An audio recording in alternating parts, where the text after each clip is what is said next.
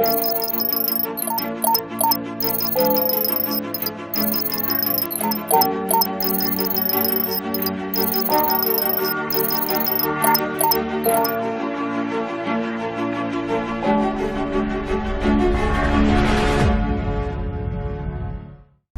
know nutrition plays a key role in determining a child's health and also has a significant impact on their lifelong risk for chronic disease. Kids are bombarded with messages about junk food all the time, but there are few credible options for parents who want to empower their kids to develop lifelong healthy habits. This makes it all the more exciting to find an option that both parents and kids can get behind. Fooya is proven by scientific research. Choose a food, so if I choose that, my star goes that color. When I started doing work with brain imaging, we were interested in looking at obese children and healthy weight children, in how they respond to appetizing pictures of food. Across the board, no matter the weight status of the child, healthy weight or obese, we saw lots of activity in reward regions of the brain. The differences that we found were actually related to self-control. There were significant differences between the healthy weight kids and the obese kids in that region of the brain. Kids who play Fooya make healthier food choices in the real world compared to their peers who haven't played. I love watching my own kids play Fooya because they're having fun and I know they're also internalizing healthy habits.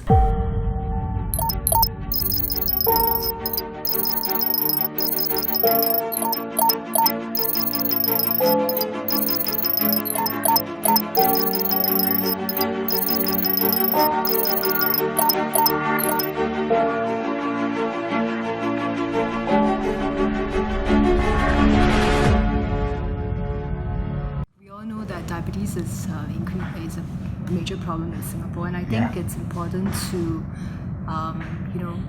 start young, whether it's in terms of physical activity or teaching the children to eat healthily. And when I actually came upon this fooya game, I was really very, very excited about it, because I think there are games out there, but games that are backed by research, and actually you don't see many of them. Yeah, so to me, fooya was really exciting, and I kind of experimented with it myself. I played with it, I got my kids to play with it, and it was interesting because when I got my kids to play with it, I didn't tell them it's a nutrition game. They figured it out themselves, and they kind of knew how to play with the game, and at the end of playing they said, oh, that's a nutrition game. And I mean, to me, I think it's really, schools, they do teach children about how to make healthy food choices, but it's done in a classroom kind of setting. They have sort of quizzes online to test how much they know, but it's a one-off quiz. And whether it really, that kind of teaching or the kind of learning actually is sustainable is a big question to me.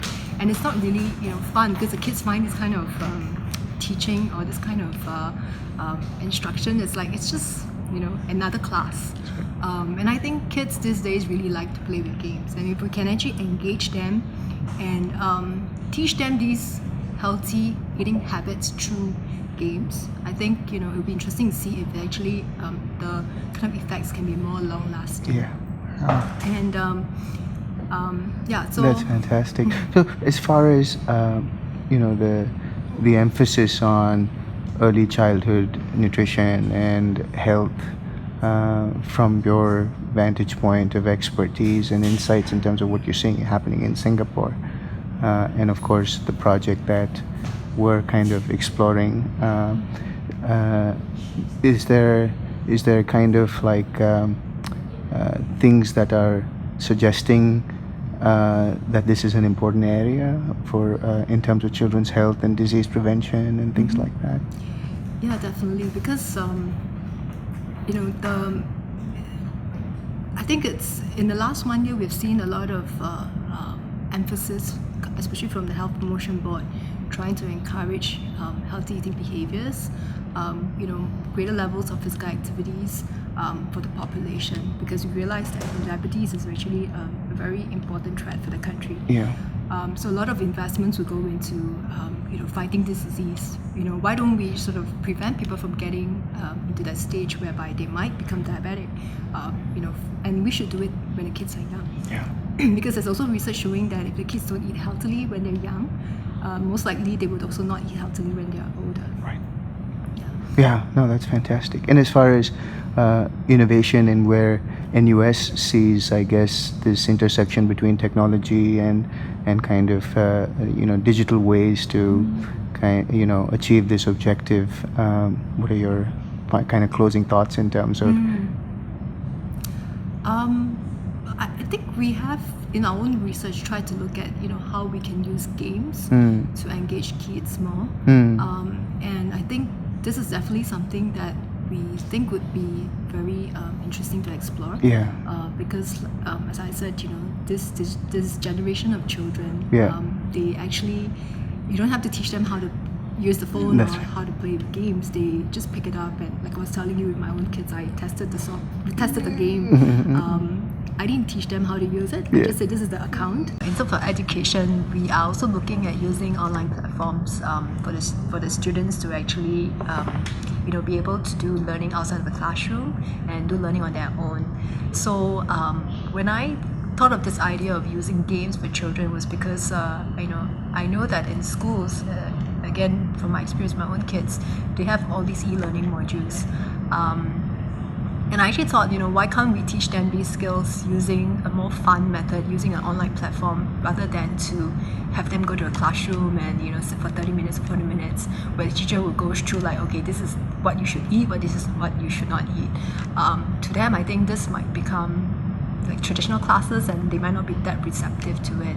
So actually the idea of using games have been something that we've been working on and thinking about how we can do that. So like I say, when I looked at fooya, it was like excellent, rather than developing the game from scratch, we could actually look at how we can use these games more effectively as possibly a digital vaccine, a way in which we can build a more sustainable self-regulatory behavior for kids, in terms of choosing healthy food choices.